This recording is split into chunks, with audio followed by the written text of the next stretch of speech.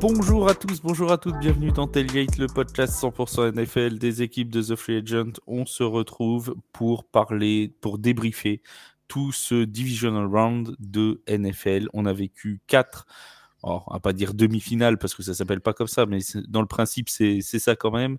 4 matchs pour désigner les fameuses finales de conférence qui auront lieu dimanche prochain. C'est pas un match samedi, un match dimanche, c'est les 2 dimanches. On va donc parler des 4 matchs, de tout ce qui s'est passé pendant 7 heures ou un peu plus. Ça dépend, parce qu'on a tendance à déborder ces derniers temps du cadre de l'heure du podcast. On est tellement bien, on fait 1h30, 1h40, enfin bon, on verra là où le vent nous mène. Pour parler de ces 4 matchs, une personne qui n'est absolument pas concernée par les playoffs, comme moi. Une des nombreuses personnes pas concernées par les playoffs dans cette rédaction. Il a le maillot de Daniel Jones chez lui, dans sa cuisine, dans son salon, dans sa chambre, comme couette. Bref, un véritable fan. C'est mon Yaya. Salut Yaya, comment ça va ? Salut Flav, salut à tous les agents libres, surtout à tous ceux qui ont souffert le martyre cette saison et qui prennent leur revanche en se moquant, notamment de certaines équipes. Et j'ai quelques pics à ton encontre, t'inquiète pas, mon cher Flav. Je te fais entièrement confiance. Et quelqu'un qui, lui, est concerné non seulement par les playoffs, mais qui le sera encore la semaine prochaine, puisque Will va pouvoir jubiler pendant quelques minutes lorsqu'on parlera de ses 49ers. C'est mon Seb. Salut Seb, comment ça va ? Salut Flav, salut Yaya, bonsoir à toutes, bonsoir à tous, bonsoir à toutes ceux. Bien oui, je jubile, je suis joie. Je jubile, je suis joie, car mes 49ers adorés arrivent à nouveau en finale de conférence. Le problème, c'est que tout ça s'arrête là, quoi. Plus qu'une étape et on y est. Et voilà, on sait tous comment ça va se terminer, hein, très probablement par la blessure de leurs 2 quarterbacks la semaine prochaine. Mais bon, c'est comme ça. On en reparlera. On aura bien l'occasion d'en reparler dans les previews de finales de conférence qu'on fera en milieu de semaine et qui seront disponibles dès jeudi sur les plateformes d'écoute. Eh bien, en attendant, je te remercie pour ton soutien. Avec des amis comme toi, on n'a pas besoin d'ennemis. Ah ben ça, on l'a toujours dit. Et puis Flav, c'est un peu le mec qui attend que tu sois à terre pour te frapper. Hein. Oui, je fais ça. Alors, c'est encore pire quand t'es pas là. D'ailleurs, on salue Arthur qui est pas là, qu'on frappera pas aujourd'hui. On salue ses Bengals qui n'ont toujours pas démarré leur saison. Et on salue tous ceux qui ont salué Vince aussi. Bref, on salue toute la rédaction qui n'est pas là. Oui, parce que forcément, si on était 80 pour faire un podcast, ce serait long. Je vous écoute et vous vous moquez de moi, hein. Si peu. Et derrière, qu'est-ce qui se passe ?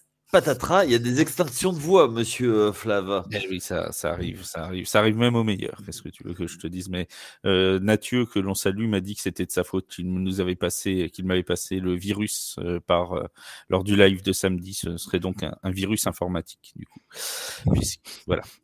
Je salue Nathieu qui a fait cette blague, donc je lui rends hommage. C'est sa blague à lui. Et Dieu sait si. Comment tu te défausses ? Ah non, c'est sa blague à lui, mais je n'emprunte pas ses blagues. Bref, on commence à parler de l'AFC avec le match qui a ouvert ce divisional round. On l'a vécu ensemble, Seb, avec Bertrand, avec Nathieu, justement, samedi à 22h30. C'était le match entre les Ravens de Baltimore et les Texans de Houston. Une victoire 34-10 des Ravens, mais une victoire, Yaya, qui peut-être sur le score est bien plus large que ce qu'elle n'a paru en réalité, puisque pendant un bon moment, toute la première mi-temps, au moins les Texans ont rivalisé avec les Ravens. Complètement. C'était un match un petit peu équilibré, mais quand on regarde au final ce qui se passe, les Ravens sont une équipe qui sont bien plus forte, bien plus équilibrée partout. Quand ça se voit autant de possession, 37 minutes 35 face à 22 minutes 25. Bon, ils ont résisté, mais nos amis des Texans marquent sur équipe spéciale. Ça a été compliqué tout le match et la marche était vraiment un peu trop haute. Donc voilà. Bon, ça la marche Jackson. Exactement. Je te tends des perches, tu les récupères. Et voilà. Pardon. Je pense que des beaux jours arrivent du côté de Houston. Attention au One Hit Wonder, mais je pense qu'il y a tout ce qu'il faut dans cette équipe et on va voir par la suite ce que ça va donner. Alors, on a évoqué Lamar. Parlons du cas Lamar, donc mon cher Seb, le cas Lamar Jackson, puisqu'il a quand même, on le sait, hein, il est favori pour le titre de MVP. On le sait aussi, les performances en playoff ne rentrent pas en considération de ce trophée de MVP. Pourtant, il a encore prouvé qu'il était très probablement l'un des meilleurs joueurs de cette saison 2023-2024. Lamar Jackson, c'est 11 portées de ballon, 100 yards, 2 touchdowns à la course, dont un qui viendra complètement sceller le score de la rencontre. Mais c'est aussi des passes, 16 sur 22 à la passe, 152 yards, 2 touchdowns, aucune interception. Bref, on avait l'impression un petit peu avec Lamar Jackson que quand il n'avait pas de solution avec ses receveurs, eh ben, il utilisait ses jambes et plutôt très bien. Et quand il avait une solution, il savait trouver ses receveurs. Bref, presque un match parfait, quoi. Quasiment un match parfait, un match plein, en tout cas pour ce joueur dont on connaît les capacités athlétiques et le dynamisme. Si effectivement, comme on le pense, c'est lui qui emporte le titre de MVP, alors on sait que cette année, personne ne se détache vraiment, mais il ne faut pas oublier que Lamar Jackson et les Ravens ont quand même terminé la saison sur des victoires contre des équipes considérées comme des ténors. À ce moment-là, Jacksonville, San Francisco, Miami, les 3 à la suite en plus, rien que ça. Et hier soir plutôt, il a montré qu'il était le patron de cette équipe, puisque on l'a vu clairement faire la différence avec son style de jeu. C'est lui qui décante le match pour Baltimore lors de la première possession du 3e quart-temps, où il va distribuer des passes précises et il va ajouter en plus une course de 15 yards. Il a montré, je pense, pourquoi il était très probablement le MVP de cette saison contre les Texans. Texans pour qui, comme tu l'as dit, Yannick, la marche était un petit peu haute, comme on pouvait Alors, on parle de Lamar Jackson, bien évidemment, mais on pourrait parler aussi de l'excellente, une nouvelle fois, défense de Baltimore, qui a quand même été dominante, qui a mis sous pression quasiment constamment CJ Stroud, un peu à l'image de ce qu'ils avaient fait en première semaine de compétition, lorsqu'ils avaient déjà affronté ces Texans de Houston. CJ Stroud n'a pas pu respirer, n'a pas pu installer son jeu, tout simplement. Ah bah complètement, quand on voit que le jeu de course est limité à 22 yards, enfin, pas le jeu de course, mais Singletary qui est le meilleur rusher, 22 yards, c'est compliqué derrière de développer un jeu. Ils ont mis sous l'éteignoir complètement le jeu de Houston et ils les ont dominés dans tous les compartiments. Il y a eu seulement 10 first down sur tout le match et 210 yards. 213, pardon, pour être précis. C'est un peu compliqué de gagner un match dans ce contexte, sachant qu'en face, il y en a 140 de plus, 139. Ça fait plus d'un terrain de différence pour paraphraser l'image de mon ami Sébastien. Seb, on a donc une défense extrêmement dominante pour les Ravens, un jeu de course qui peut lui aussi s'installer, et une fois qu'il s'installe, qui est très difficile à arrêter, on l'a encore vu ce samedi, et ça leur permet aussi d'avoir cette possession du ballon, d'avoir ce temps de contrôle dont parlait Yaya tout à l'heure, plus de 30 minutes de possession, forcément, ça laisse peu de chance pour l'adversaire de pouvoir tenter des drives longs, une défense dominante, un jeu de course qui est dominant, des receveurs qui savent sortir du jeu et du lot lorsqu'il le faut. Ça va être quand même difficile à prendre, cette équipe des Ravens sur la suite des playoffs. Il ne faut pas oublier un facteur également qu'on n'a pas évoqué, ça a été le public des Ravens. Oui, dont le monsieur avec la tête de corbeau. Et oui, dont le monsieur avec la tête de corbeau qui t'a particulièrement marqué, mais surtout qui a provoqué un nombre de faux départs hallucinant de la part des Texans, qui avaient déjà du mal à progresser en attaque et qui sont tirés une belle balle dans le pied avec toutes ces pénalités. 11 au total pour eux sur des false starts sur ce match, c'est considérable. Mais on savait que Baltimore, ils n'allaient pas être faciles à prendre pour les playoffs, que ça allait vraiment pas être marrant pour leurs adversaires. Ils l'ont confirmé. Du côté de Houston, je vais pas répéter ce qu'a dit Yannick, mais effectivement, leur problème de jeu au sol, on avait quand même pas mal insisté dessus tout au long de cette saison, même si effectivement, depuis quelque temps, Devin Singletary voyait sa moyenne de yards par portée augmenter considérablement. Le jeu au sol de Houston, il a été problématique toute cette saison. Et on a dit à plusieurs reprises que si un jour le jeu aérien fonctionnait mal ou moins bien, il n'aurait rien sur quoi se rabattre. Et voilà, il se trouve que c'était ce jour-là. Après, je pense que néanmoins, nos amis des Texans, leur avenir est radieux. Il va y avoir plein de joueurs lors de la free agency et même lors de la draft qui vont vouloir jouer pour Houston, pour jouer avec CJ Stroud. L'effectif est jeune, il est talentueux. On va les voir encore. Ils ont en plus un excellent coach. C'est vrai que pour Houston, Yaya, on a quand même une saison qui, de toute façon, est réussie. Ils ont déjà réussi. Alors, c'était pas un exploit parce qu'ils avaient un meilleur tête de série contre Cleveland, mais ils ont réussi un très bon premier match de playoff. Le deuxième, ils n'ont pas à rougir de leur performance. Ils sont champions de leur division AFC Sud. Quand même une saison bien pleine pour les Texans. Totalement, c'est une équipe qu'on n'attendait pas. Alors, on sait, c'est un vieil adage dans le sport. Performer, c'est une chose, confirmer, c'est une autre. Ça va être un petit peu le souci du côté de Houston. Ça va être maintenant, ils ont l'écriteau de favoris sur le dos. Ils vont avoir un peu de concurrence dans leur division malgré tout parce que nos amis de Jacksonville et d'Indianapolis, faut pas oublier Indianapolis, sont pas très très loin. Ça va se tirer la bourre entre les trois avec une quatrième équipe qui va être en reconstruction, me semble-t-il. Bon,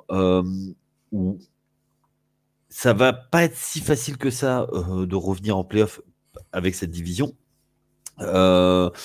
Malgré tout, oui, si on revient sur la saison en tant que telle, qui aurait dit après 2 semaines de championnat qu'ils arriveraient en play-off, qu'ils passeraient un tour.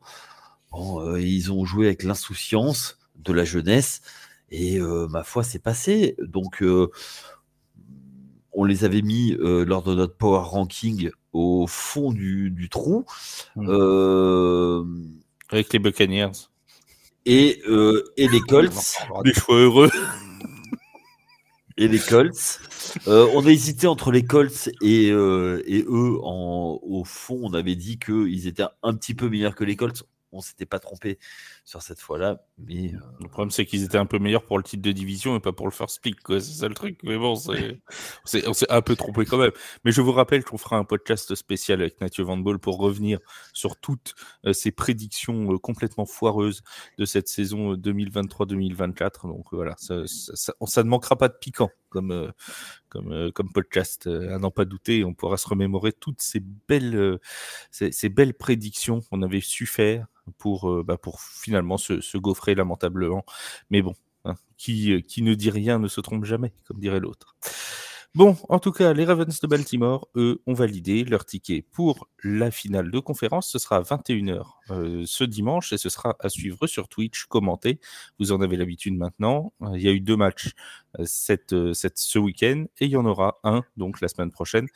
Ce sera le match entre les Ravens de Baltimore et donc les Chiefs de Kansas City. Car oui, les Chiefs de Kansas City, mon cher Seb, ont encore battu les Bills de Buffalo en playoff. Les Chiefs s'en sortent à nouveau. Il y a beaucoup de choses à dire sur ce match. Et moi, en fait, ce qui m'intéresse vraiment, c'est qu'il y a eu un enchaînement d'événements en fin de match. On va parler surtout de ce qui ne s'est pas passé, de ce qui n'est pas arrivé. C'est-à-dire qu'on a quand même un fake punt de Buffalo, alors que Kansas City est 10 sur le terrain. Oui. Un fake punt qui échoue. Alors, il y a quand même un fake punt parfaitement exécuté, un snap direct sur Damar Hamlin qui gagne, je crois, 2 yards. Voilà. Alors, moi, c'est pas le choix le plus heureux de Sean McDermott de l'année. Je crois. Voilà. Pourquoi mettre la balle dans les mains de Damar Hamlin sur ce jeu alors que tu as Dalvin Cook et même Josh Allen, mince, qui peut faire le job pas Dalvin Cook. À ce moment-là. Pas l'autre Cook. Pardon. L'autre coup. Dalvin, il est parti chez... On l'a vu d'ailleurs, tiens, Dalvin, on n'en a pas parlé. On l'a vu, oui. Il a joué, on n'en a pas parlé, mais oui, il a couru 23 ou 24 yards. Oui, quelque chose comme ça pour les Ravens. Là, c'est James, c'est le capitaine Cook.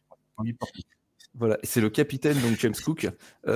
Donc voilà, t'as James Cook ou Josh Allen dans ton effectif, mais tu fais un fake punt avec Damar Hamlin. Oui, faut aimer. Bon, faut aimer. Donc voilà, faut aimer, mais c'est pour amateurs, hein, par contre. C'était pour le conte de fées. C'était pour le Damar Hamlin va nous sauver, tu vois. C'était beau dans l'idée. Par contre, ça aurait été extraordinaire, mais ça s'est pas produit. Donc ce fake punt qui échoue, alors que Kansas City est 10 sur le terrain, et Kansas City derrière peut tuer le match, et Mecole Hardman commet un fumble dans l'embut, qui donne un dernier drive aux Bills, qui loupe un field goal pour l'égalisation à moins de 2 minutes de la fin.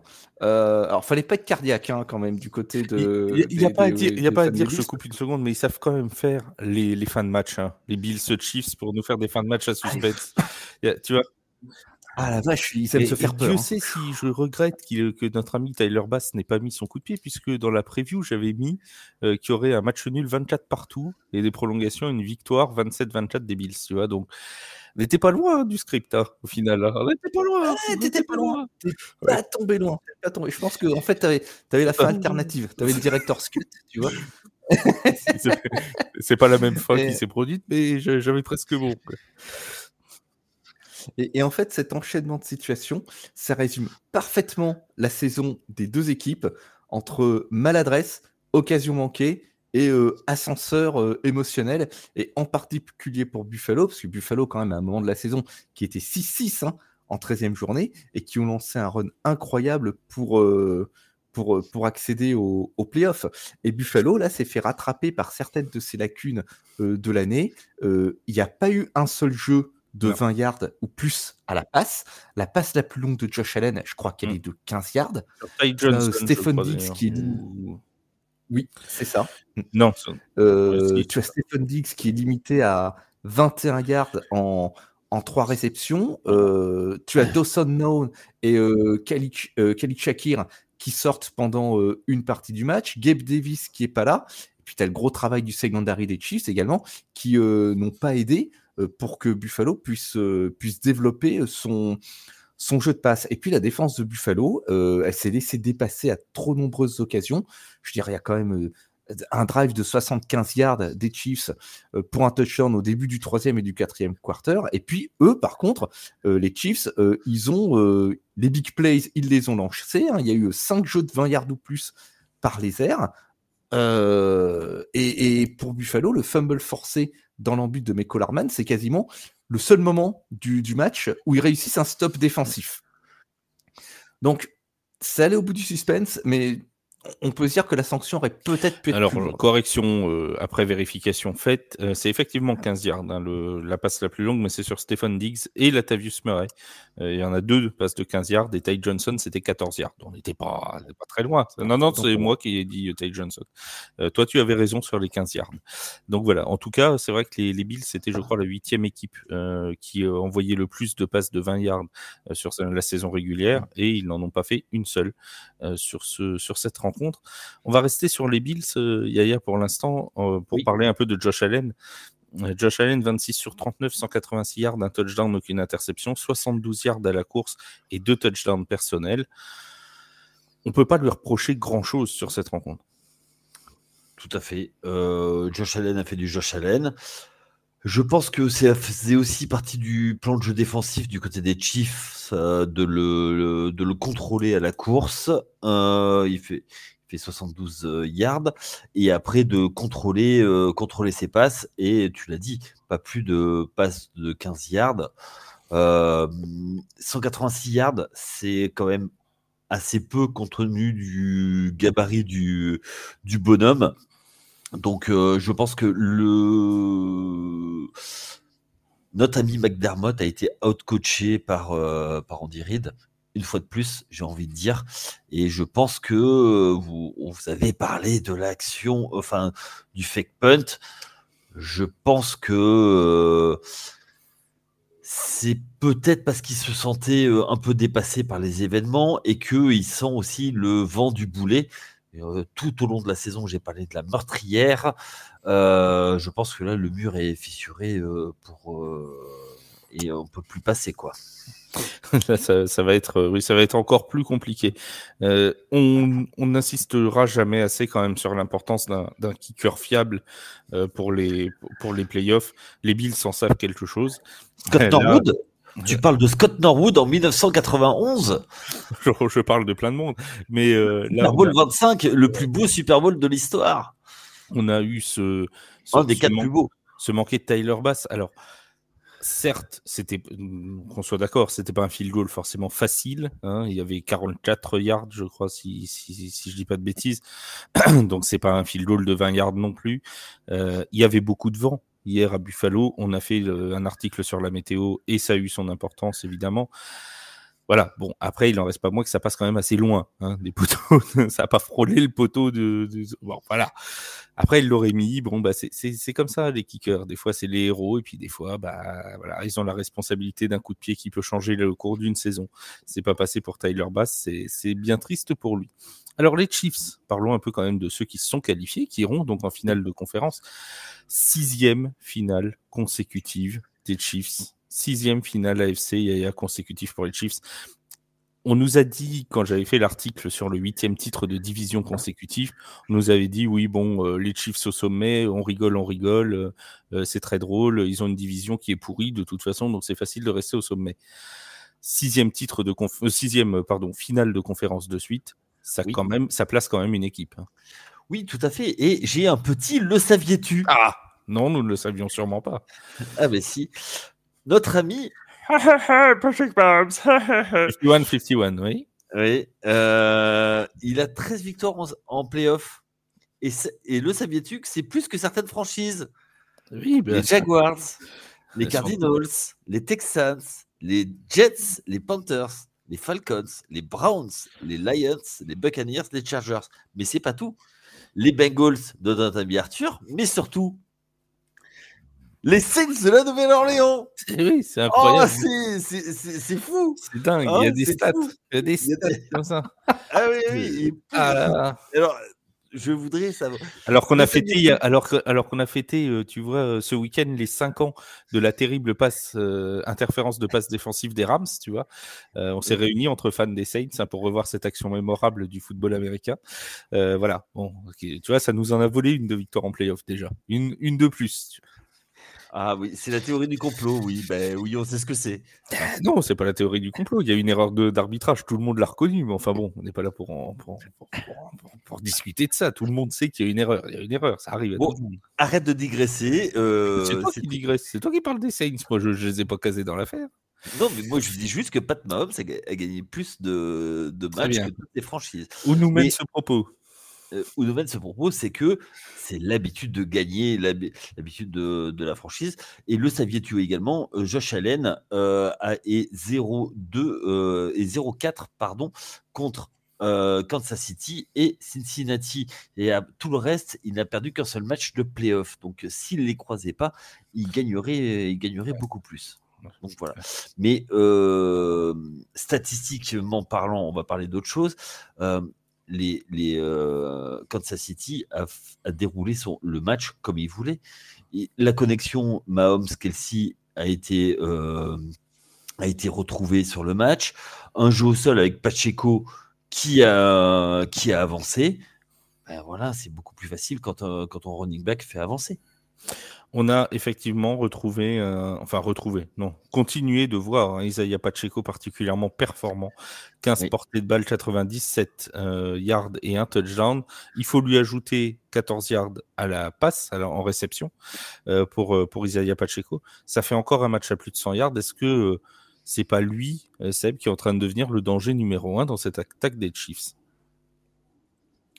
Depuis un certain nombre de semaines, il est certain qu'il a beaucoup plus de portée de balle et qu'en plus, il est efficace. Et c'est peut-être lui, surtout, la parade à la...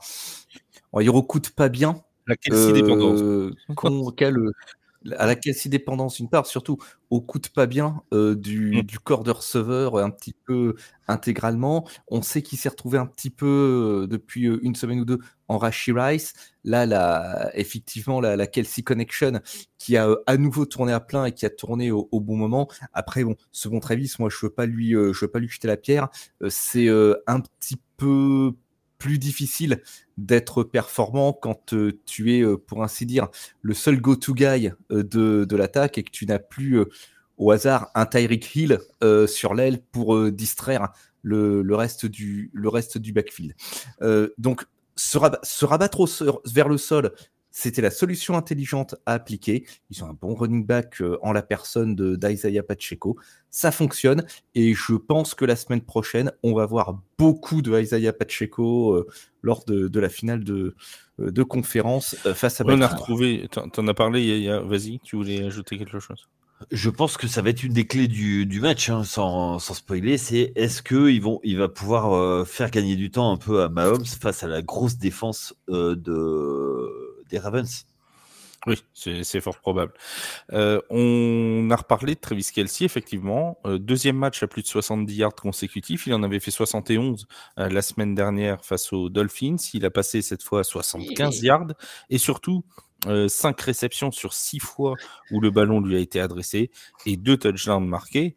La question, a-t-on retrouvé un Travis Kelce décisif au moment le plus important? Et surtout, qu'est-ce qui l'a motivé le plus dans les tribunes? Est-ce Taylor Swift ou Jason Kelce torse nu? Moi, je dirais son frère. Son frère qui se lâche et qui a toutes les coutures qui craquent, c'était génial à voir ça. T'imagines, c'était la première fois qu'il rencontrait sa future belle-sœur, tu vois. Ça peut faire un choc. La maman qui a dû lui dire, bon, tu te calmes, Jason, tu restes calme, tu vois, c'est la première fois que tu croises ta belle-sœur, un peu de, sois raisonnable. Ouais, c'est ça, je vais me mettre torse-poil et je vais boire ma bière, allez. Un Kelce calme pendant un match de foot, mais t'as vu la Vierge, mon pauvre Flav. Non, j'ai vu Taylor Swift, mais ça bon, à mon avis... Ils ont la passion du truc et ça c'est tellement génial, cette image de Jason Kelce torse-poil, la bière à la main qui hurle. Si vous n'avez pas vu l'image, vous la retrouverez dans les. On a publié un article sur les plus belles photos du Divisional Round sur le site de TFA. Vous retrouverez une photo de Jason Kelce complètement, comment dirons-nous, en pleine fête. Voilà, il avait chaud. La retraite, ça se fête, mon jeune ami. Tout à fait. Tout à fait. Oui. Et donc, pour répondre à ma question, parce qu'on ne parlait pas de Jason, Travis Kelce, ça y est, on le retrouve dans les moments décisifs. Oui, on le retrouve dans les moments décisifs parce que c'est la marque des grands joueurs. Et puis, une fois de plus, l'essor qu'a pris le jeu au sol, je suis persuadé que ça le soulage puisque la défense adverse a un autre point sur lequel se focaliser plutôt que Travis Kelce. Moi, excusez-moi, je plaide pour aussi, excuse-moi Flav, d'avoir coupé ton lancement, je plaide aussi pour un plan de jeu d'Andy Reid un peu caché, notamment vers Travis Kelce. Je pense qu'ils ont voulu en garder un petit peu. C'est ça, il n'a pas voulu tout abattre pendant la saison régulière. Tout à fait. Ouais, il a gardé quelques petites choses dans sa manche ou dans sa moustache. Qui n'était pas gelé cette fois. Et non, parce qu'il ne sait pas. Alors, petit spoiler alerte, non, il n'y aura pas de spoiler, mais la météo à Baltimore la semaine prochaine s'annonce, et bien vous le saurez en lisant l'article de la fin de semaine qui va paraître sur TF1. Et oui, avec un peu de chance, vous verrez les jolies gambettes de Flav Delia. Et voilà. Et il fallait qu'il raconte une bêtise de plus. Dernier petit point sur les Chiefs, peut-être le petit point inquiétant de cette franchise, c'est la défense contre la course. On le savait que c'était le point faible. Déjà en saison régulière, ça a été plutôt difficile pour les Chiefs. On avait dit qu'avec Josh Allen dans l'équipe et un James Cook qui savait être performant, ça pouvait être un problème. Eh bien, Buffalo a bien appuyé sur la question. 182 yards à la course concédés par les Chiefs. Quand on sait que les Ravens arrivent avec un Lamar Jackson, un Gus Edwards, un Justice Hill, qui peuvent être performants aussi, est-ce que c'est pas quand même un point très inquiétant, Seb, pour les Chiefs? Ça va être compliqué face à la Panzer Division, qui est le jeu de course de Baltimore. Et puis on l'a vu encore ce dimanche face à Houston, puisqu'ils leur ont littéralement marché dessus au sens propre, parce qu'ils ont à nouveau fait donner non seulement ce corps de running back, mais également les jambes de Lamar Jackson. On connaît leur efficacité. Cette lacune dans la défense au sol, c'est passé contre Buffalo. Moi, j'ai peur que contre Baltimore, ce soit trop juste. Moi, je pense que surtout, plus que ça, c'est Sean McDermott qui s'est fait out-coacher. Et je pense que face à notre ami Harbaugh, ce sera pas le même tonneau. Je pense que en termes de coaching, il y a une classe d'écart. Ouais, je suis d'accord également. On va donc résumer la finale de la conférence AFC cette année se déroulera donc dimanche à 21h au MT&T Bank Stadium de Baltimore et verra s'opposer les Ravens de Baltimore et les Chiefs de Kansas City. Ce sera à suivre en direct sur notre chaîne Twitch à 21h dimanche.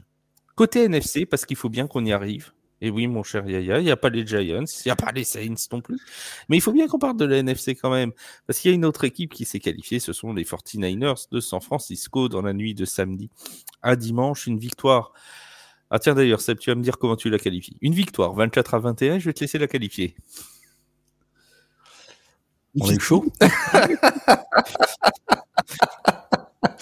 Je vais pas dire qu'on se les ait frisés et que c'était victoire difficile face à une équipe des Packers qu'on savait très accrocheuse.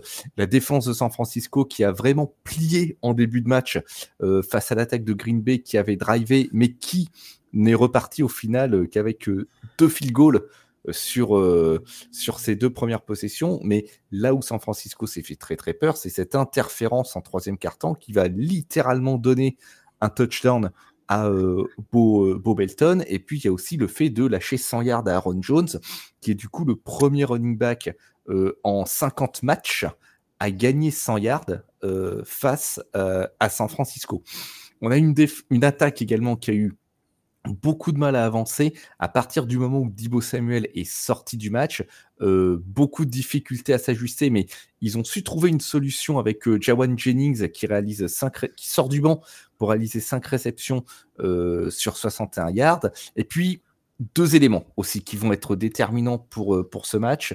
Le premier, c'est Green Bay qui va être rattrapé par 2 de ses démons. C'est un field goal manqué de la part de Anders Carlson qui a été loin d'être exemplaire sur toute la saison, alors que s'il passe, il pouvait porter la marque à 24-17, et je pense que là, le match était plié. Et puis, Jordan Love qui reprend une vieille habitude qu'il semblait avoir perdue, c'est celle de prendre le jeu à son compte quand la situation ne l'exige pas forcément. Et moi, je pense notamment à son interception dans la dernière minute du match sur une passe très difficile, un lancer en travers du corps, qui finit dans les bras d'un linebacker de San Francisco, alors que c'est sur un premier down. En premier plus, ou deuxième, c'est pas un deuxième. Il la lance en touche. Il me semble que c'est sur un premier. De toute façon, il n'y avait pas urgence à lancer le ballon, quoi. Il n'y avait pas urgence à le lancer de cette façon. Je veux dire, ce ballon, il allait en touche. C'était un moindre mal. Voilà. C'était un moindre mal. Et autre facteur, Purdy qui mène 2 drives victorieux en 4e quart-temps pour arracher la victoire qui est conclue par Christian McCaffrey et ce n'est que justice. Et du coup, les Niners, ils passent également un signe indien, puisque jusqu'ici, aussi excellent qu'ils soient, ils étaient 0 victoire et 31 défaites dans les matchs où ils étaient menés de 5 points ou plus à l'entrée du 4e quart. Et ça, par contre, malgré tout ce qui a été cas un cas sur ce match, je trouve ça rassurant, puisque c'était un des scénarios catastrophes envisagés. Qu'est-ce qui se passera s'ils se retrouvent menés C'est pour ça que la semaine prochaine, ils tenteront un handicap de 10 points à l'entrée du 4e quart pour voir s'ils arrivent à remonter, à suivre dimanche prochain. Non, mais Seb a fait un résumé parfait de la situation de cette rencontre entre les 49ers et les Packers. On va revenir sur chacun des points. On va commencer par Jordan Love du côté des Packers.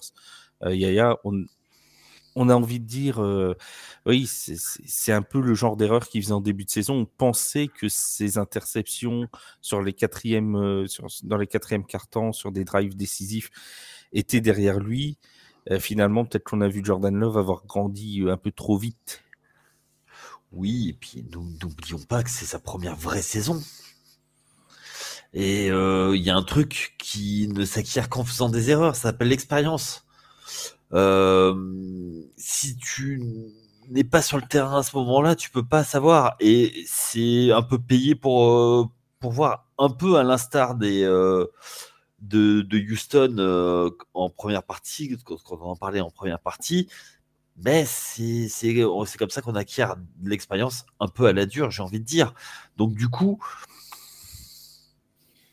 oui, il a un trophée. Mais est-ce qu'on peut lui en vouloir, sachant que même s'il a appris sur le banc, quand c'est sur le terrain, c'est en faisant que tu apprends. Ah oui, donc ça c'est certain. Et il y a encore cette affaire de kicker. On en a parlé avec Tyler Bass, mais il y a aussi effectivement Carlson qui manque ce field goal. Alors on sait que le Levi's Stadium n'est pas forcément le stade le plus facile pour les kickers. C'est réputé comme quoi c'est pas un stade forcément très accueillant. Un field goal de 41 yards. Est-ce que toi tu as la même sensation, Yaya, que Seb? Est-ce que s'il avait marqué à ce moment-là, alors il aurait resté, si je compte bien, 6 minutes en gros, les Packers auraient mené 24-17. Est-ce que c'était game over? Game over, je serais pas aussi péremptoire, mais très joli mot. Oui. P-E-R-E. Péremptoire. Après avoir épaulé, tu vas tirer la boule de Motus. Oui, mais tant que c'est celle de Motus, ça me va. Oui, je bouge cousu là-dessus. J'ai envie de dire, je ne suis pas sûr parce que les Niners étaient plus forts. Alors effectivement, il y a le fait de match de la sortie de Deebo Samuel. Malgré tout, ils ont un effectif qui est tellement complet. Je pense qu'ils auraient trouvé un moyen de passer par la fenêtre à un moment ou un autre. Et puis, on va parler des joueurs après. Je pense qu'ils ont les playmakers qu'il faut dans cette équipe. En la personne de CMC, Kittle, Ayuk, c'est tellement fort que voilà. Une petite erreur qui n'a peut-être, enfin qui à mon sens est une erreur, mais vous allez me dire ce que vous en pensez, c'est une de Matt Lafleur également, qui n'a pas pris de temps mort, alors que donc Brock Purdy a avancé jusqu'à la ligne des 6 yards de Green Bay. Il se retrouve à ce moment-là en 3e et 1, il reste 1 minute 55 au chronomètre. Et Matt Lafleur, qui a encore ses 3 temps morts à ce moment-là, ne décide pas de bloquer le chronomètre, laisse le chrono tourner jusqu'au fameux touchdown à 1 minute 07 de Christian McCaffrey. Est-ce que là, il n'y a pas eu une mauvaise gestion du chronomètre par les Packers? Parce que c'est quand même plus facile de remonter le terrain avec une 40 qu'avec une 07. Quoi. Certes. Après, ça paraît paradoxal, mais dans ces situations-là, laisser l'adversaire marquer rapidement pour garder du temps, c'est aussi une méthode qui est dangereuse, la preuve. Mais il y en a qui ont déjà essayé et ils ont eu des problèmes. Voilà, ils ont eu des problèmes. Mais effectivement, est-ce que... cela dit, ils sont très rapides. Christian McCaffrey est très rapide. Donc, est-ce que c'est une erreur c'est une décision. Justement, ils auraient pu bloquer le chrono à 1,55, laisser Christian McCaffrey marquer et repartir avec 1 minute 55, plutôt que de repartir avec une 0,7. Tu vois. C'est vrai. C'est une décision. Je ne saurais pas dire si elle est bonne ou mauvaise, puisque est-ce que ça aurait influé sur le résultat du match? Qui sait, puisque une fois de plus, le match il se clôt vraiment sur cette dernière interception de Jordan Love. Peut-être que ça lui aurait été permis à Jordan Love de se sentir plus serein et de jouer avec un petit peu moins de pression en ayant 40 ou 45 secondes de plus au chrono. Oui, c'est possible. Je pense qu'il y a aussi un jeu de poker menteur entre deux coachs qui se connaissent extrêmement bien, qui viennent de la même école, l'école du père Shanahan. Ils étaient assistants en même temps, ils se sont suivis pendant très longtemps. Il peut y avoir un côté poker menteur et pas vouloir justement laisser le temps mort pour les Niners pour décider d'avoir un peu plus de temps, de se préparer pour la suite aussi. Hein. Donc, tu vois, c'est des choix, effectivement. Donc, je peux concevoir ta remarque, mon cher Flav. On passe aux 49ers, on va parler un petit peu quand même de l'équipe qui a gagné, c'est la moindre des choses, même si bon, Seb nous saoule avec depuis 20 semaines, mais on continue à en parler quand même, ça nous fait plaisir. J'ai pas besoin de vous saouler, ils gagnent. Qu'est-ce que vous voulez que je fasse ? Présenter tout le temps, ils ont gagné, ils ont gagné, bon, on commence à comprendre qu'ils ont gagné. Non, je rigole, on salue tous les fans des 49ers, on adore les 49ers, on adore tout le monde, nous. C'est comme à l'école des fans, c'est comme Jacques Martin. Voilà. Est-ce que ton papa est dans le public ? Que fait ton papa ? Pardon. Et donc, nous disions... Et fait de l'huile. Voilà. C'était le moment imitation de ce... Odeline Fion, voilà. L'école des fans. Voilà. Pour ceux qui ne connaissent pas, allez voir Les Nuls, l'émission. Voilà. Et maintenant, nous allons peut-être pouvoir revenir au football américain, mais ce n'est pas certain. Alors, le football américain, Deebo Samuel, donc, qui s'est blessé dans ce match. Alors, on a appris aujourd'hui qu'il il aurait 50% de chance de jouer à peu près le match de dimanche prochain. Là aussi, on va sûrement être dans un petit jeu de poker menteur entre les infos qui vont filtrer depuis le rapport des blessés et la réalité. À mon avis, on va le lister comme très, très, très, très incertain jusqu'au dernier moment du match. C'est très probable. Ça fait partie du jeu, on le sait. Hein. Bon, voilà, c'est comme ça. Il n'en reste pas moins que sans Deebo Samuel, ça a quand même été compliqué, Yaya, pour trouver des solutions pour Brock Purdy. Mais oui, parce qu'on se souvient que le trou d'air de 3 matchs en milieu de saison était précisément en l'absence de Deebo Samuel. Et un seul être vous manque et tout est dépeuplé, comme disait je ne sais plus quel philosophe, mais plaisanterie mise à part, ça risque sans lui, ça risque d'être compliqué parce qu'il apporte tellement à la fois en termes de course, mais aussi de possibilités. Enfin, c'est surtout d'abord en receveur, capable de se muer en coureur. Donc, effectivement, son absence pourrait être un vrai problème du côté de Kyle Shanahan. Et surtout, c'est le gars sûr de Brock Purdy aussi. En quelques mots, toi Seb, et tu peux parler de Deebo Samuel en même temps si tu veux, beaucoup d'observateurs ont dit que Brock Purdy avait été peu rassurant sur ce match-là. Il a semblé parfois gêné par les conditions aussi climatiques. Il pleuvait sur Santa Clara ce soir-là. 23 sur 39, 252 yards, pardon, un touchdown, aucune interception. Pas d'erreur pour Brock Purdy, mais pas non plus le meilleur match de sa carrière. Pas le meilleur match de sa carrière, et effectivement, on l'a senti hésitant, pas aussi assuré que d'habitude.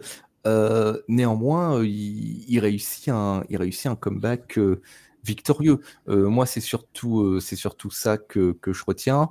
On doute très souvent, il y a encore des personnes qui doutent justement de sa capacité à mener une équipe dans ce type de situation. Là, je pense que ça fait taire pas mal de critiques. Si on avait pu éviter qu'il nous fasse 3/4 temps passable avant, ça aurait été bien aussi. Ce qui est rassurant, c'est que de voir que même avec une performance considérée comme moyenne, l'équipe l'emporte et surtout il trouve des ressources pour continuer à avancer, et en particulier lors de la sortie en cours de match d'un élément essentiel comme Deebo Samuel. Tout à fait. Donc c'est vraiment bon. Après, on a eu encore un excellent Christian McCaffrey qui a sauvé la mise. Alors, il met le touchdown salvateur, il met aussi un touchdown de plus de 30 yards, de 35, 39. Voilà. Et ce qui est marrant, c'est que sur les statistiques avancées, il était prévu, il était attendu qu'il ne gagne que 5 yards sur cette course. Il en a gagné 34 de plus que prévu. Et visiblement, ça a quand même conduit à une décision. Et clairement, Christian McCaffrey, bon, tout le monde le sait, tout le monde connaît la menace. Et pourtant, il arrive toujours à sortir des matchs pas possibles. C'est le poumon de l'équipe, c'est une évidence. Encore une fois, cette semaine, je crois que c'est 98 yards en 17 portées au sol, et je crois qu'il ajoute une trentaine de yards, 30 yards, c'est ça, 30 yards en 7 réceptions. Je vois pas ce qu'on peut dire de plus sur lui qui n'a déjà été dit. Quand il est arrivé, je me souviendrai tout de même que lors de son arrivée, il y avait beaucoup d'observateurs qui disaient que San Francisco faisait une très, très, très mauvaise affaire avec lui. Je sais plus quel média. On voit souvent le screenshot reparaître, un média qui avait noté ce trade à C-. Oui. Forcé de constater. Moi, je suis assez d'accord avec cette note, puisqu'il n'a pas résolu la crise mondiale et arrêté la guerre en Ukraine. Donc, effectivement, moi, je pense que là-dessus. Il est footballeur. Ah voilà, je dis ça, mais franchement, oh là là là. Mais je croyais qu'il était capable. Voilà, il porte des ballons, il marque des touchdowns. Il met pas du sien. Ouais, non, mais moi, je croyais qu'il était capable de tout, cet homme-là. Oui, on nous aurait menti. Juste, on va arrêter l'ironie 2 secondes. C'est depuis son arrivée dans l'effectif que San Francisco est devenu un contender sérieux. L'année dernière, ils auraient dû aller au Super Bowl. Et cette année, ils sont bien lancés pour y aller. Et c'est depuis son arrivée qu'il y a eu un step de passé. Et il y a un autre joueur, moi, que je voudrais mettre en avant, on en parle assez peu, c'est Kittle, Greg Kittle. George Kittle. Oui, on peut l'appeler Greg, mais bon, ça c'est dans l'intimité, mais normalement c'est George. Bon, c'est George de la jungle.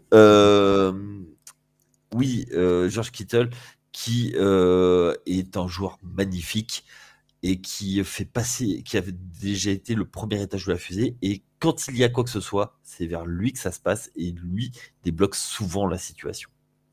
Tout à fait. Et c'est vrai qu'il faut le préciser, mon cher Seb. Toi, t'aimes bien George Kittle? Bah oui, forcément. The People's Tight End, évidemment.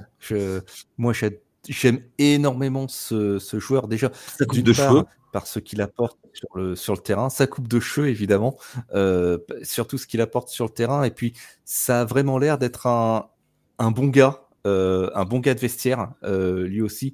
J'aime énormément son état d'esprit. Moi, je n'ai que de l'amour pour George Kittle. C'est lui qui a fait le National Tight End Day, en plus. C'est lui qui a créé le National Tight End Day. Oui, et qu'il avait un super t-shirt proposant de faire des choses sexuelles aux Cowboys. Voilà. Oui, mais c'est ce qu'ils ont fait aussi quelque part. Donc, et puis qui n'aime pas faire des choses avec les Cowboys? Ça, c'est la question. Voilà. Sans transition aucune. George Michael ah non, lui. Sans transition aucune, nous avons donc ces 49ers qui sont en finale de conférence NFC, mais il leur faut bien un adversaire à ces 49ers.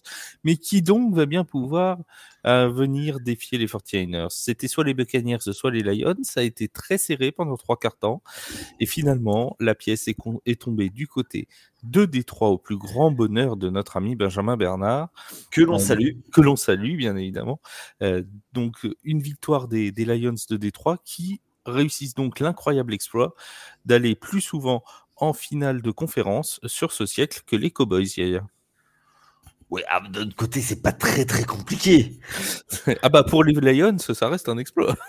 Oui, mais Flav, tu sais qu'il faut pas lancer Yaya sur les Cowboys. Faut pas profite qu'il soit là. Oh là là là. Il nous rend là, visite si souvent à l'hospice, notre bon Yaya. Tant qu'il est là. C'est bon, là, on en a pour la soirée. Non, ça a été un match, ma foi, plutôt bien maîtrisé, qui a tourné à la pause sur un score de parité à la fin du 3e quart-temps. D'ailleurs, c'était le même score que le Texans Ravens. C'est le 10-10 pareil. Oui, tout à fait. Une stat intéressante.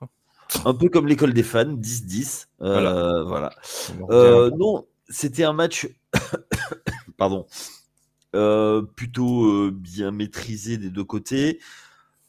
Bon, la force de Détroit, la puissance de Détroit a arrivé à mettre les Buccaneers sous pression.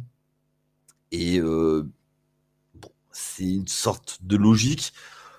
On pensait qu'ils allaient choke, et force est de constater, c'est qu'ils ne choquent pas nos amis des Lions. Donc voilà, pour moi c'est limite un train qui arrive à l'heure. Il y avait une classe d'écart entre les deux.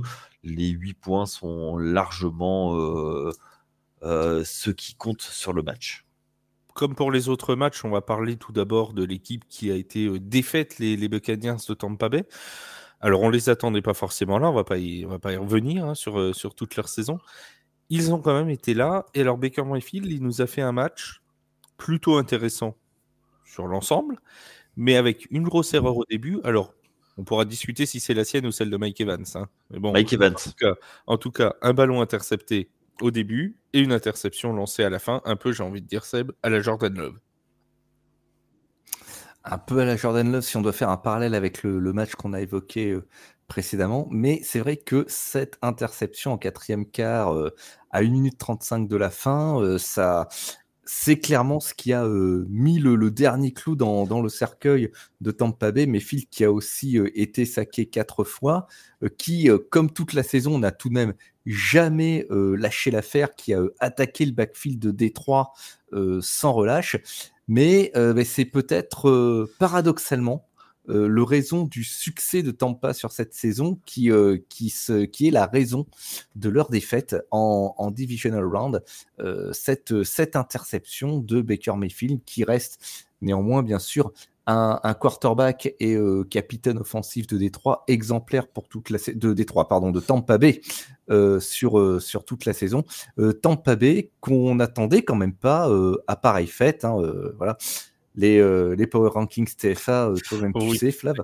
Une équipe qui nous a fait mentir. Alors, dans les Power Rankings d'ESPN, c'est pas TFA, d'ESPN, ils étaient classés 30e hein, en début de saison. Donc on peut dire, on peut donc TFA aussi bon qu'ESPN, on peut l'annoncer, c'est officiel. Peut-être même meilleur parce que nous on les a mis 29, donc on est plus près de la réalité, tu vois, du fait. On est plus près de la réalité, c'est vrai. Il faut le mettre en avant. Et donc Baker Mayfield, dont on ne sait pas encore si l'aventure va se continuer avec Tampa Bay. Apparemment, les deux parties aimeraient bien.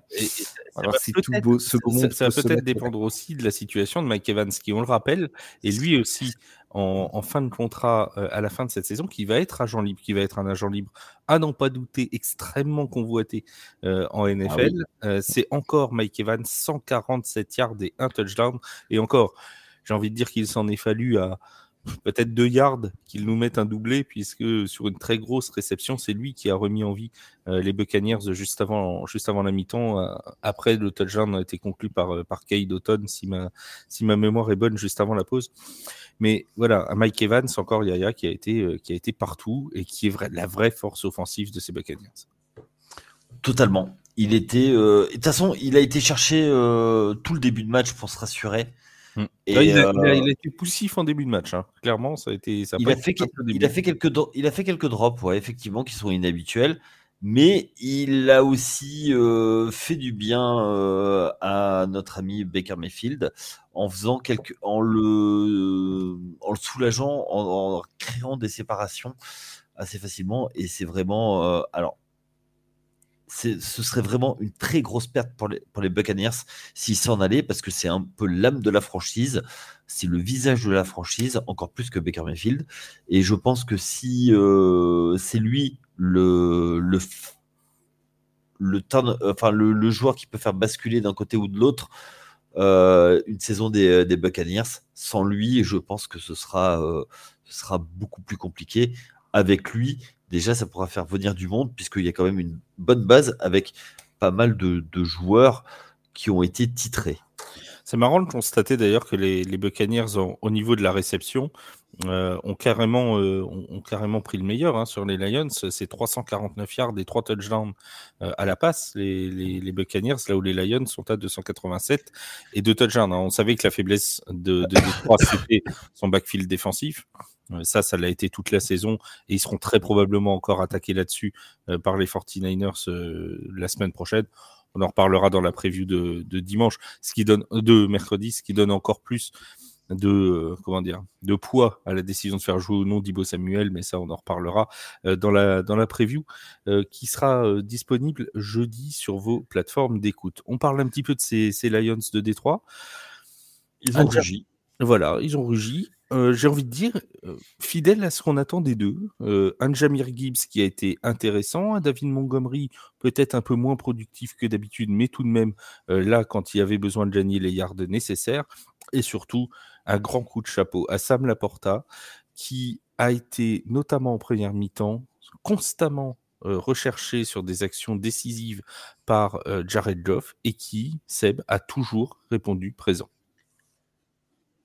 C'est Jared Goff qui a été un petit peu poussif lui aussi en début de match parce qu'il a débuté la rencontre avec un 2/6, mais lui et même toute l'attaque de Détroit, ils vont un peu se retrouver leurs esprits à partir de la fin du troisième quart-temps.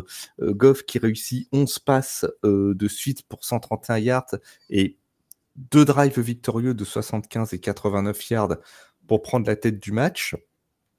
Il a été bien aidé par Amon-Ra St. Brown, par Sam Laporta, comme tu l'as dit, mais aussi par une offensive line qui a été très courageuse malgré les absences parmi les titulaires. Et puis, mais comme tu le disais, un jeu au sol qui va se décanter en cours de match également, avec un Montgomery qui certes a eu un petit peu de mal, mais une fois qu'on va confier plus de responsabilités à Jahmyr Gibbs en deuxième mi-temps, et ben tout ça va repartir. Gibbs en deuxième mi-temps, c'est 9 courses pour 74 yards, dont un touchdown de 31 yards. Il ajoute aussi 4 réceptions pour 40 yards. On a même Craig Reynolds qui sort du banc pour convertir. Craig Reynolds, c'est carrément la meilleure fiche statistique de l'année de la NFL. C'est un porté de balle, 1 yard, un touchdown. Terminé. Allez, tu peux retourner t'asseoir. À se demander si Dan Campbell n'avait pas misé sur le touchdown de Craig Reynolds. Tu l'as fait rentrer juste pour faire son yard et hop, c'est bon, terminé. Tu vois, on dit les coachs, ils ouvrent le cahier de jeu au moment des playoffs, ils gardent des trucs cachés. Mais c'était ça. Et en plus, c'était le porté. C'était Craig Reynolds. Non content de s'appeler Craig Reynolds, il a un homonyme, un autre Reynolds, tu vois, dans les Lions de Détroit. Donc on les confond en plus, on sait même plus qui est qui. C'est Reynolds qui a marqué, mais c'est pas lui qui a marqué terre, il n'a pas le même numéro. Ah bah oui, c'est parce que c'est un autre Reynolds. Ah oui, d'accord. Voilà. C'est ça les Lions. C'est la folie. Donc, la galéjade. C'est la galéjade. Donc voilà, là aussi pour Détroit, un match au cours duquel les pièces se sont mises en place petit à petit pour finalement accéder à la finale de conférence pour la première fois depuis 1991. Voilà, ça nous rajoute. Non, ils avaient gagné un match en 91, ils n'ont pas été en finale de conf. Bah si, ils étaient champions de division en 91. Ah oui, ils ont battu, je crois que c'était les Cowboys en Divisional Round, et ils ont perdu. Comme par hasard. Si je dis pas de bêtises, et ils ont perdu contre les Redskins en finale de conf. Voilà, c'était. Oui, je crois bien. Et les Redskins qui vont être champions d'ailleurs cette année-là. En effet, oui, tout à fait. Ah ouais. Tout à fait. Les Redskins, ils étaient en finale de conférence. C'est leur dernière finale de conférence. Oh, ils vont pas souvent en playoff, mais quand ils y vont, ils se ratent moins que les Cowboys. Voilà. Bon, tout ça. Nous, on n'a rien contre les Cowboys. Hein, on soit bien d'accord. Enfin, nous, non. Yaya, bon, c'est autre chose, mais nous, non. Voilà, nous non. Yannick, Yaya, c'est un autre problème. C'est un autre problème. De quoi c'est pas les Giants? Qu'est-ce que tu me racontes? De 91, c'est les Giants qui sont champions en 91 et 92, c'est les Redskins. Donc à mon avis, je pense. Non, mais à mon avis, non, mais attends, tu parles comme les Français. La saison 91 se termine en 92. Ah. Eh oui. Toi, tu parles de la saison 90 qui se termine en 92. Là, c'est la saison 2023, tu vois. Oui. 2024. Voilà. Mais je sais que c'est la saison, mais je croyais que c'était en année civile. Non, il n'a pas parlé comme un Français. Il a parlé comme un non-sportif. Un sportif parlant saison. En saison 1991, c'est les Redskins qui sont champions. D'accord. Oh, oui, ça, je ne le conteste pas. Voilà. Là, on va couronner le champion 2023. Voilà, c'est la saison 2023-2024. Voilà. Ce qui pose toujours problème quand on met playoff NFL, on ne sait jamais si on met 2023-2024. Voilà, c'est toujours un petit peu problématique. C'est comme ça. Je vérifierai. Oui, vérifie. Alors là, tout ce que tu veux. Alors, je vais même te dire, je suis sûr de mon coup, puisque on a eu une signature chez les Mousquetaires aujourd'hui, les Mousquetaires de Paris. Alors, vous allez me dire, mais Kezako, quel est le lien entre eux, les Mousquetaires de Paris et les Redskins de 1991? Eh bien, je vous le dis. Les Musketeers. Oui, alors j'ai demandé à nos amis des Mousquetaires, ils s'en fichent comment on les appelle. Donc, on va les appeler Mousquetaires. Et donc, Austin Mitchell a signé chez les Mousquetaires aujourd'hui. C'est un receveur et un spécialiste des retours de punt. Et c'est le neveu de qui? Je vous le donne en mille. De Brian Mitchell, qui était le retourneur de punt des Redskins de 1991. Ah, Tout est fait. Champion 1991. Oh, et voilà. absolument. Comme quoi, ça sert d'écrire sur l'actualité du football américain. Voilà. Et c'est pas lui aussi qui sautait par-dessus les mêlées à l'époque pour deux joueurs pour aller marquer les touchdowns? Et ça, tout le monde le faisait. Le ça, c'est un truc qu'on voit plus, les flying, justement. C'est peut-être interdit, je sais pas. Je crois pour éviter les casques contre casques. Alors, je pense qu'il y a aussi une autre raison, c'est que pour réaliser un flying, il faut faire descendre la ligne défensive adverse. Et pour faire descendre une ligne défensive, il n'y a qu'un seul moyen, c'est de bloquer dans les genoux. Et ça, c'est pas très... La NFL est moyen depuis... nous avons complètement cheaté le navire des Lions. Hein, c'est... Absolument. Et je pense qu'il on va revenir sur nos Lions. Voilà, on va revirer un peu de bord. Donc oui, des Lions qui se retrouvent en finale de conférence et qui se retrouvent. C'est même pas le terme exact, parce que s'y retrouver, ça voudrait dire que ce sera un hasard. Non, c'est pas un hasard. Et ils vont même aller au Super Bowl grâce aux Cousins, ce qui est quand même incroyable. Je ne relèverai pas cette dernière remarque que je prends pour une attaque personnelle. Je tiens à te le faire savoir. Comme ça, c'est ainsi. Si vous ne savez pas ce qu'est le Cousins Curse, allez le découvrir sur TFA, sur l'application de TFA que vous n'avez pas manqué de télécharger, tous et toutes, évidemment.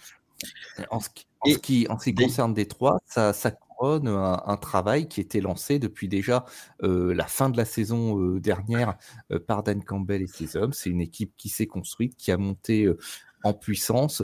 Campbell qui est très très bien entouré par son coordinateur offensif Ben Johnson et son coordinateur défensif Aaron Glenn, qui est un players coach, qui est certes peut-être pas le meilleur tacticien de la ligue, mais il a des... T'as parlé de Craig Reynolds, et tu l'as signalé, c'était sur une 4e tentative. Mais il y a quand même eu ce choix aussi de Dan Campbell de partir en 4e tentative, alors qu'à ce moment-là, si ma mémoire est bonne, on est à égalité. On est à 10 partout. On est égalité une fois de plus. Et il y a possibilité d'aller prendre un field goal. Ce qu'ils avaient fait d'ailleurs au tout début du match où ils étaient aussi en 4e et goal, c'était sur les 2 ou 3 yards, il avait pris le field goal. Là, il a choisi en 4e et 1 d'y aller. Et mine de rien, quand tu es à 10-10 sans playoff, tu aurais pu te dire, je prends les 3 points. J'y vais avec les 3 points. Si je puis me permettre d'être vulgaire, faut quand même une sacrée paire de coronets pour appeler ça à ce moment-là de la saison. Avec un mec sorti du banc en plus. On sait que... avec un mec sorti du banc qui n'a pas touché un ballon de la saison. Mais on sait que Campbell, il fonctionne comme ça. C'est une grande gueule qui met ses paroles en acte. Jusqu'ici, c'est passé pour lui. Un jour, ça cassera, c'est inévitable, mais c'est aussi ce type d'attitude qu'on attend de la part des Lions, qui sont en fait à l'image de leur ville, ou du moins du passé de leur ville, c'est-à-dire une ville de col bleu, une ville de personnes qui se battent pour survivre, et c'est ce qu'ils ont fait toute la saison. Ça leur a réussi. Bravo. Moi, j'aime énormément cette bravo, attitude. lieutenant Dan. À toi, mon gars. Ouais, moi, il y a une chose dont je me souviens, c'est Dan Campbell quand il... Giants 191, non? Aussi, si, je m'en souviens bien. C'est la fois où Dan Campbell a repris l'équipe, il a commencé par une série de défaites et qui s'est mis à pleurer en conférence de presse en disant que ils allaient bosser avec son équipe, il croyait dans ces gars. Il avait encore Matthew Stafford et voilà, donc c'est un gars qu'on aime ou qu'on n'aime pas, il va. Et inspire son équipe. Et là-dessus, il peut y avoir que du respect sur ce gars-là. Même si, je suis d'accord, ça a ses limites. Et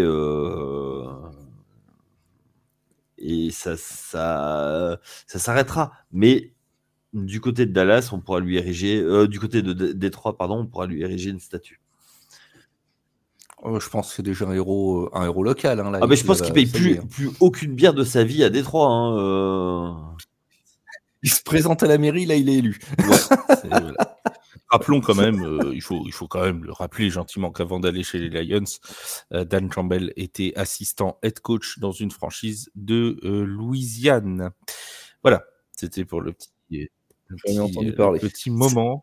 Tu parles de la franchise qui est au total dans toute sa vie à moins de victoires en playoff que...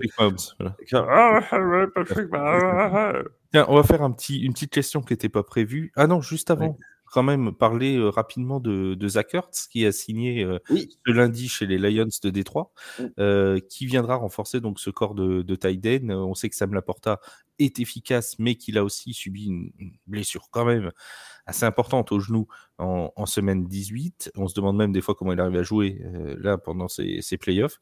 Les médecins NFL sont toujours talentueux. Il a peut-être pris les mêmes qu'Aaron Rodgers, on ne sait pas. En tout cas, c'est quand même une belle addition, Yaya, pour les Lions.